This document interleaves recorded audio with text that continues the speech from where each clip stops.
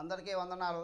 హెస్కేలు గ్రంథం 41వ అధ్యాయం అంతా కూడా దేనికోసం చెప్పబడుతుందంటే నూతన యెరూషలేము అనే ఆ మహాపట్టణం కోసం చెప్పబడుతుంది. ఏ విధంగా అన్నదాన్ని ఈరోజు దేవుడు మనతో మాట్లాడుతున్నారు. ఇందు నిమిత్తమే హెస్కేలు గ్రంథం 41వ అధ్యాయం 1వ వచనం నుండి 10వ వచనం వరకు. తరువాత అతడు నన్ను ఆలయమును కొనిపోయి వచ్చి దాని స్తంభములు కొలిచెను.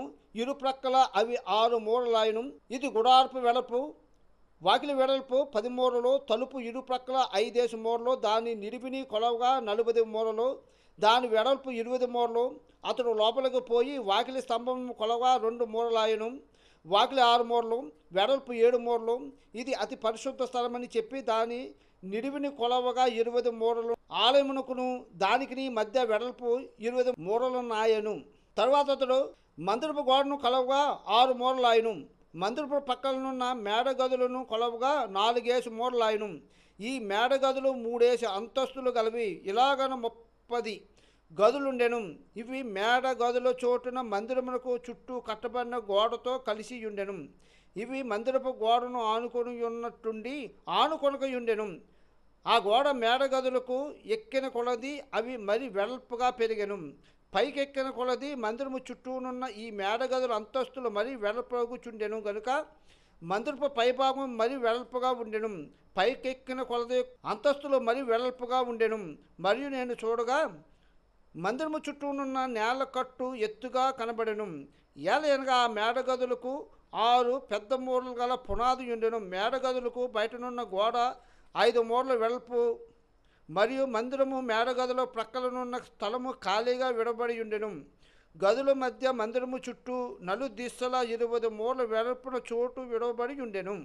ఇప్పుడు మనం చదువుకున్నటువంటి ఈ 41వ అధ్యాయం అంతా కూడా పరలోకం నుంచి రాబడినటువంటి నూతన యెరూషలేము అనే ఆ మహాపట్టణం కోసం ఇదంతా చెప్పబడుతుంది.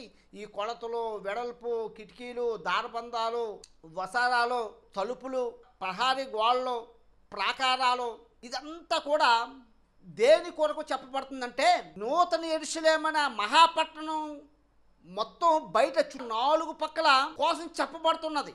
అయితే ఈ 41వ అధ్యాయం అంతా కూడా దేనికోసం చెప్పబడుతుందంటే ఆ మహాపట్టణము లోపల ఉన్నటువంటి మందిరం కోసం చెప్పబడుతుంది.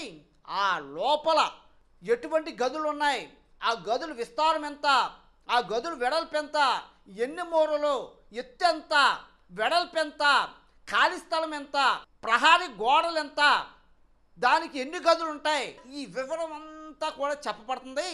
ఇదంతా కూడా ఆ మహాపట్టణం లోపలికి వెళ్ళిన తర్వాత ఉన్న మందిరం యొక్క ఆకారాలను చూపిస్తుంది. అయితే నూతన యెరూషలేము ఆ మహాపట్టణంలో మందిరం అన్నది ఉండదు. ఇది ఏ విధంగా మందిరం కాదంటే ప్రకటన గ్రంథం 21వ అధ్యాయం 21, 22 వచనాలు.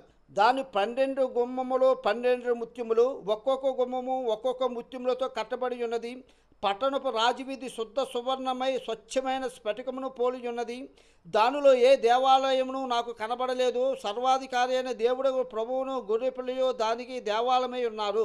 ఈ ప్రకటన గ్రంథంలోని ఆ నూతన యెరూషలేము అనే ఆ మహాపట్టణంలోని అక్కడ మందిరం అన్నదే లేదు. అయితే హెస్కేలు గ్రంథంలో మనకి చెప్పబడుతున్న కొలతలు, ఆ సరిహద్దులు, ఆ నమూనా అంతా కూడా మందిరంగా మనకి కనబడుతుంది. కానీ అది మందిరం కానే కాదు, అది నివాస స్థలాలని ఈ వాక్యం ద్వారా మనకు అర్థమవుతుంది.